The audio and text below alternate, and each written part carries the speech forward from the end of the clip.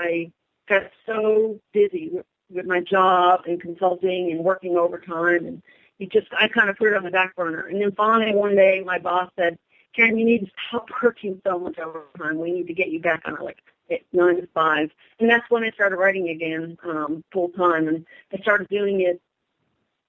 Then I was working on one story, but then I had a dream, and it was just one of those silly dreams where you're being chased through the woods, and it's kind of scary when you wake up days with you kind of thing. And that was the seed for Relentless. But that scene didn't even make it into the book, but it was what, inspired me to write that story, the ideas that are coming from that. And that was in early 2012 when I had that. And then I just started writing down notes, and it was October 2012 when I actually sat down and started to write Relentless. And then the rest is history. I finished it in October 2013, and then it took me a couple months to get up my nerve and publish it and get the cover and get it edited and stuff like that. But then I went on from there. And we are excited that you actually went and took that leap and did that. And I was one of the really late comers who jumped on board to the Relentless trilogy or series. I think I saw it posted somewhere as trilogy. And in another video, I told them how it came about that I read that, and that so she didn't technically threaten me, everybody, but she was very stern in her communication that Jocelyn needed to read her books before I met her again. And she told me what I needed to have them done by April. And so for those of you who are not privy to audiobooks, the Relentless trilogy is on audio.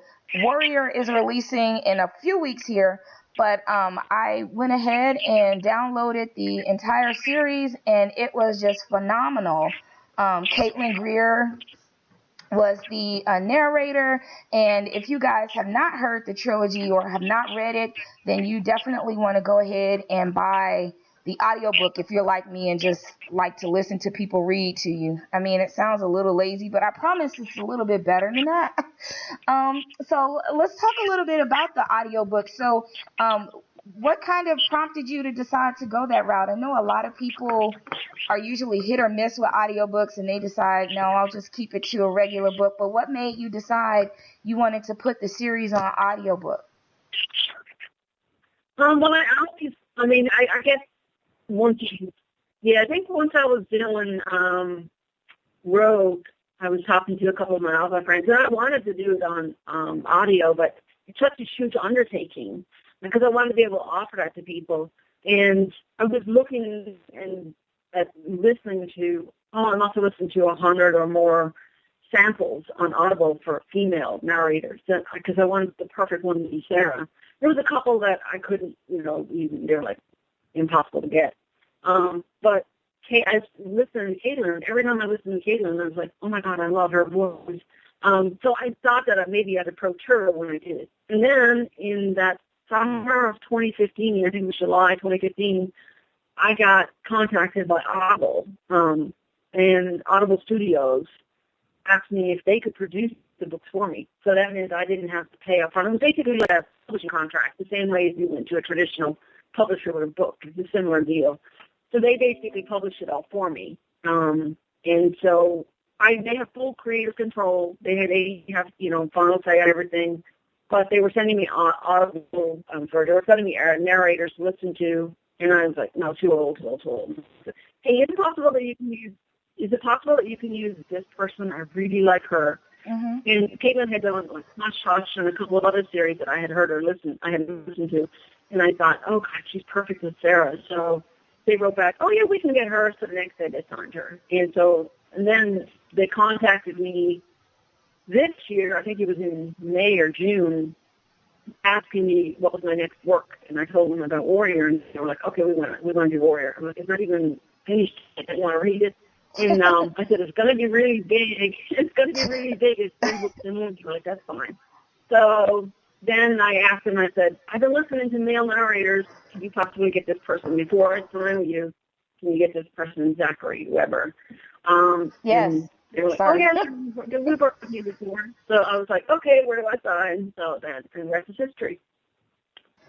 And I will just go ahead and put that plug out there. Zachary Weber, OMG. Like, everybody needs to go Yeah. and do a sample of Zachary Weber's work.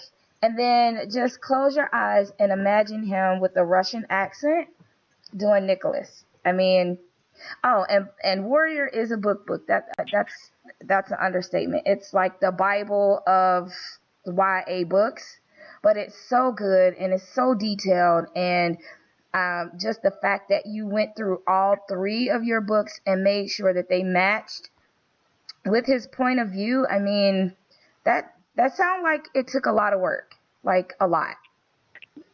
It did. I started the first draft in August, and sorry,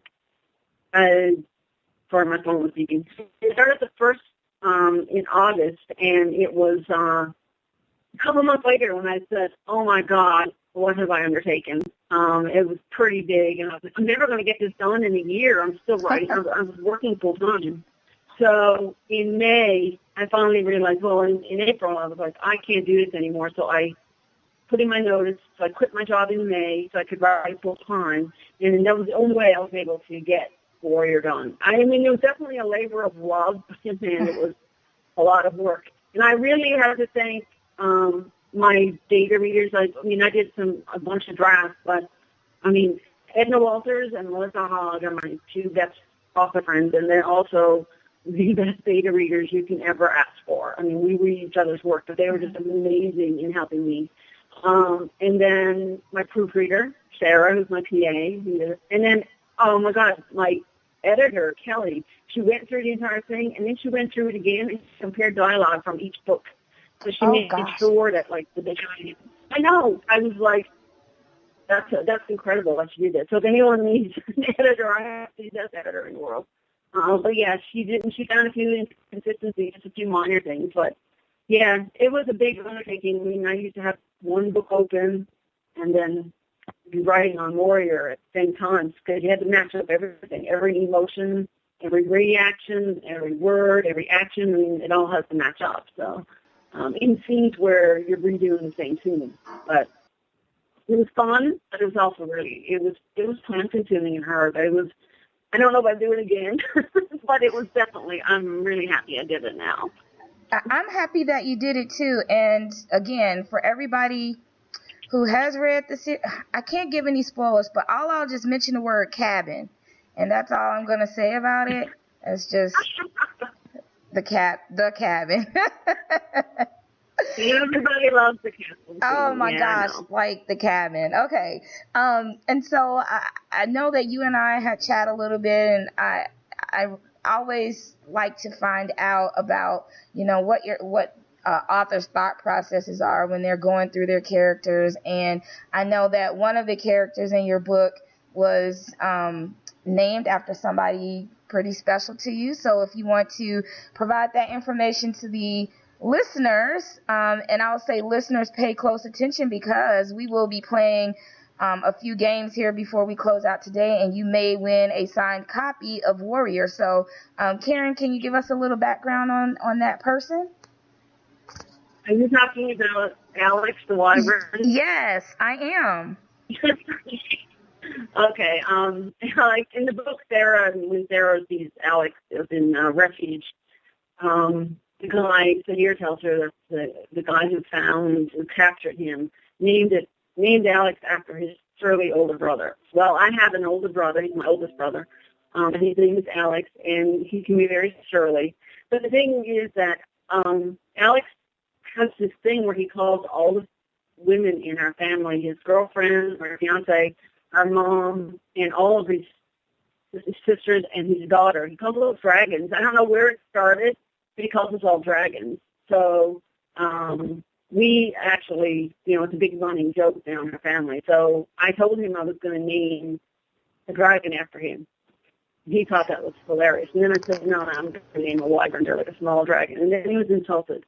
But yeah, the family got a joke. He was insulted because it was a small dragon. Yeah, I thought I'm not going to name a big dragon after you. I'm just going to give you a little two-legged wyvern. And he was like, what? But yeah, that's where the name Alex came from. I like putting. Sometimes I like to put names of family members into my books. In Rogue, there's the big fight scene at the steakhouse in Vegas. 5 of the warriors that are listed out are all our nieces and nephews. And my sister read it, and I said, did you catch it in that scene? And she goes, no. I said, how could you miss that? So she went back, and then she was tickled because, I mean, not all my nieces and nephews in one fight scene. I just made them into warriors. But that was fun doing stuff like that. Well, that's a really nice way to pay, to give a nice little shout out to the family. You can you can put a Jacqueline in your next book or the following book. I would be totally okay with it. Or a Michelle if Jacqueline is just too much. But, Michelle with 2 L's, the nice original spelling, which is, I just thought I'd throw that out there. Okay. We'll talk.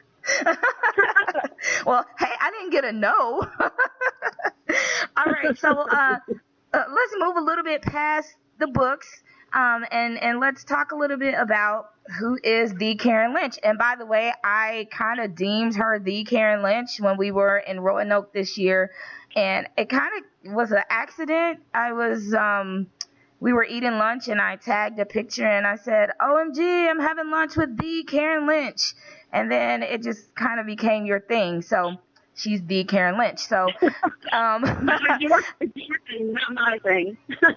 it's a real thing now. So everybody, she is the Karen Lynch. So now when you can't just say, hey, it's Karen Lynch, you have to put the in front of the. That sounds weird, but you have to put the in front of it because, you're you. So I love football, and I know that you are from Canada. So are you a sports person at all?